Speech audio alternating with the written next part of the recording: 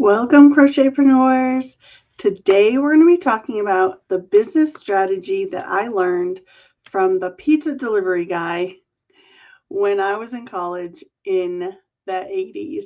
So if you're here for all the new wave, punk rock, neon colored, off the shoulder things, hang around and we're going to be talking about business strategy. So, welcome to another episode of Crochet Business Chat. My name is Pam Grice, Crochetpreneur. I'm on a mission to help 100,000 makers build financial freedom through crochet. And I'm so glad that you're here. So, if you're watching on YouTube, go ahead and give us a like. Be sure to subscribe, hit the notification bell, do all of those YouTubey things, share, save, comment, do all the things so more and more people can find us.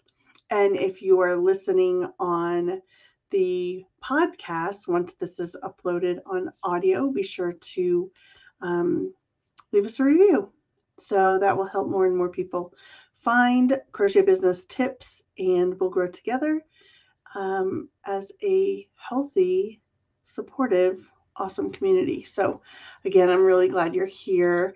If you're watching live, go ahead and say hi in the comment section. Hi, Kathy. So happy to see you. Okay, we're going to be talking about the strategy I learned in college. So I went to college. What year did I start? 1982. Wow. Seems like a long time ago, doesn't it? Some of you, I'm sure, weren't even born yet. So it was the 80s. The 80s were an amazing time to grow up and to be in college. And so I lived in the dorms. I lived in Stanley Hall, which was an all-female dorm for my first year. The second year, boys moved in downstairs. We didn't know they were going to be there, but there they were. And that ended up being really fun. And I made some lifelong friends there. Anyway, every night when we were in college at Stanley Hall, and I'm sure this happened in the other dorms as well, we would be hanging out, just doing girly things and getting ready to study all night, or just getting ready and gabbing in the hallway as girls do.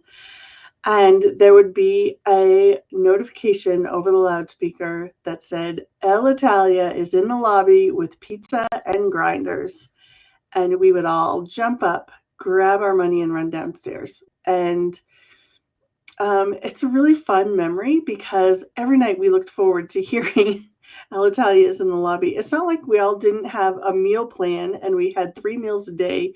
We were fine. We were well fed, but it just seemed like 8 o'clock, 8:30 would roll around and we were ready for some pizza and, ham and cheese subs or meatball subs or something amazing. And this guy would show up consistently every single day in the lobby. He would end up with a line of girls in their PJs waiting to give him money to place their order. And every night he would just sell out. So he had a cooler full of grinders, is what we called them, but they were, sub sandwiches and pizza. And we would just go upstairs and either, sit in our we had a little, a little kitchen room that we never ever used. Or we would sit in the hallway with all of our friends and eat pizza and eat grinders and just chat. So it was really fun, and it was a great business model for him. I mean, every day he would just come and sell out. And I want to talk about the strategies behind that you can incorporate in your own crochet business in order to sell out as well. So, yeah, welcome to Lessons Learned from the Pizza Guy. So I hear he's still delivering. I don't know if it's him or if it's his son, it is 40 some odd years later, but I hear they're still there. El Italia's in the lobby. It's a good message. It's a good sound.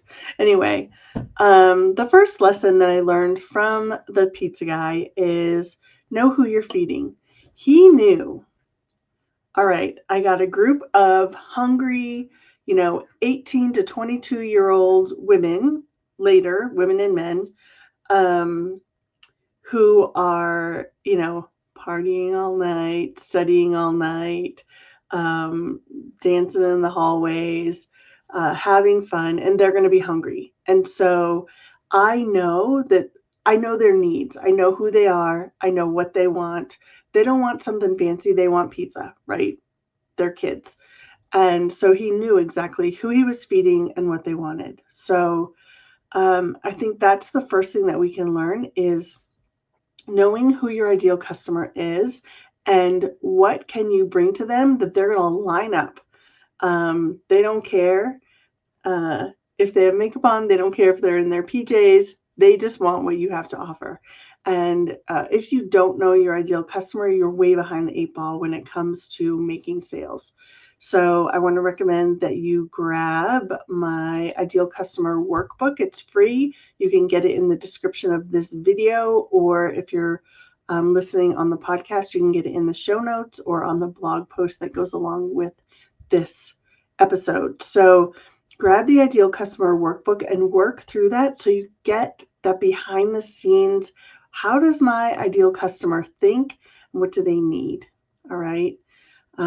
It's really, really important that you know who you're selling to. Okay, the second lesson is head to the dorms. Get in front of your ideal customer where they hang out. So we were all in the dorms. We were there every day. We didn't have cars, like especially our freshman year, we weren't allowed to have cars.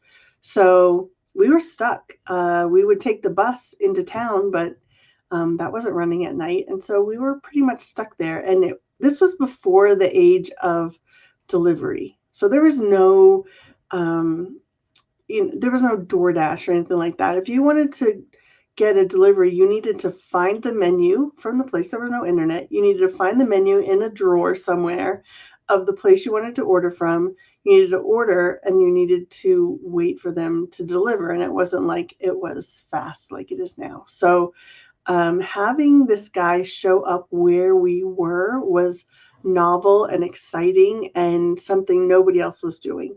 And when you can get to a place where you show up for your ideal customer where they are, you make it so easy for them to say yes. If you don't show up where they are, they don't know you exist, right?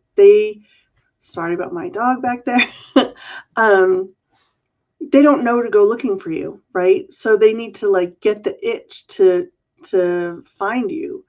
And that rarely will happen. So when you show up in front of them, you keep yourself front of mind and you make it easier for them to buy. All right. So the next one is just show up. So this goes with the other one, but it's a little bit different because while you may go to the place where they are, if you don't show up consistently, like he showed up every night. If there was a rare occasion that he didn't show up, we were freaking out because we wanted our pizza and he wasn't there. So, and that was really rare.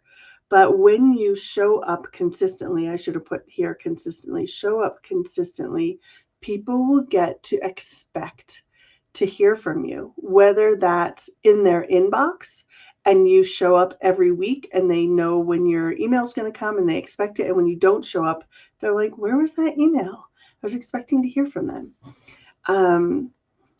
Or if it's on, social media, if you disappear for a while, you want people to recognize that you've disappeared because they're so used to seeing you. They're so accustomed to seeing you. So show up consistently. The next tip is get a loudspeaker. So like I said, every night we heard over the loudspeaker across the whole dorm, El Italia's in the lobby with pizza and grinders. And in your own business, you get to be your own loudspeaker. If you don't shout from the rooftops that you have things to offer to your ideal customer, they're not going to know about it. A lot of people say, I don't want to be salesy or I don't want to be pushy. Well, don't be salesy and don't be pushy, but you have to make sales and you have to get out there. Next week, we're going to be talking about different types of content that you can create that makes it not salesy, that makes it really easy to make those sales. So come back for that. But have a way to speak to your audience, have a message that you have for them based on what your business is, and don't be afraid to shout it from the rooftops. I can help you. I can serve you. I have what you need. All of those kinds of things so that they know that you're here and you're here to serve them. And then finally, deliver the pizza. So when they do say yes to you, finally deliver what you promise. So if you're promising them a well-written, tech-edited pattern that will create X product, make sure that the pattern actually creates X product. People are getting used to sort of crappy AI patterns right now. And so when you deliver that high quality, they're going to feel that, they're going to recognize that, they're going to appreciate that. When you deliver, when they make an order from you for a physical product and you deliver that in a way that makes them feel special, that's packaged beautifully, that speaks to, the message of your business, all of those things fit in that piece of deliver the pizza. So you're saying, I have this for you, and then deliver on that promise. So whatever you're promising people, make sure that you deliver on that and sometimes over deliver. So those are the 5 lessons. Know who you're feeding, head to the dorms, show up, get a loudspeaker, and deliver the pizza. 5 steps to making more sales based on the strategy of the pizza guy. So who is your ideal customer? Do you know? Do you know your ideal customer inside and out? Do you know their pain points? Do you know their needs? Do you know what would bring them joy? Do you know what they're looking for when they're going shopping? Do you know where they hang out? Where are they? Are they on social media? Are they in person at a coffee shop? Are they hanging out at boutiques or fashion shows? Or where are they that you could get in front of them with your business and with your products and or services? If you don't know, like I said, don't forget to grab your ideal customer workbook. It's called Know Your Customer, Make More Sales. And you can grab that for free in the description or in the blog post show notes. All right. Be sure to like, subscribe, share, and review. Like I said earlier, it makes it easier for people to find us, and we want all of our friends to grow their crochet businesses too, because when one person prospers, we all prosper. When one person spreads the message that crochet is awesome, we all win. So yeah, help your friends find us. Okay, and then join us next week when we talk about 4 types of content to create once you find your audience. So this is going to answer the question of how do I show up? How do I show up in such a way that I generate those sales from my ideal customer without them feeling like I'm being salesy? Like I said, this guy showed up and we came and we gave him our money, and he never had to be like, hey, do you want to buy my pizza? No, he just said, I'm here. And everyone was like, take my money. So I want that for you and your business as well. So I'm going to come over and check the comments and see if we have any questions about today's episode. Let's see. University dorm stories. Oh my gosh, I have a lot of dorm stories. Yeah. All right, awesome. If you guys have any questions about these strategies, or if you want to share your ideas on how you can incorporate these strategies into your own business, I would love to hear them. So either leave them in the comments or, reply to my emails when you get them. I'd love to hear your own stories and, incorporate these strategies into your business. I'm going to go back here and just say, the foundational piece of any of this is knowing your customer. So if you don't have a good beat on who your customer is and like, how do you serve them in the first place, get that figured out. That's always going to be the first piece. If you're struggling to make sales, it's always going to come back to who are you selling to and what do they want? And then get in front of them and get in front of them where they hang out. Like I said, we didn't have to go looking for the pizza guy. He just showed up for us. And we really appreciated that. So I hope you found this helpful. Some of you said it sparked your own college dorm memories. That's really fun. I hope you had a great college experience. I know I did. It was a really great time, and I have friends that will be friends forever that I met there. So, all right, I'm going to let you go, and I hope you have a wonderful week. Again, I'll be back next week to talk about 4 types of content that you can share on your social media to attract, nurture, and convert those customers into buyers. All right, I'll see you next week. Bye.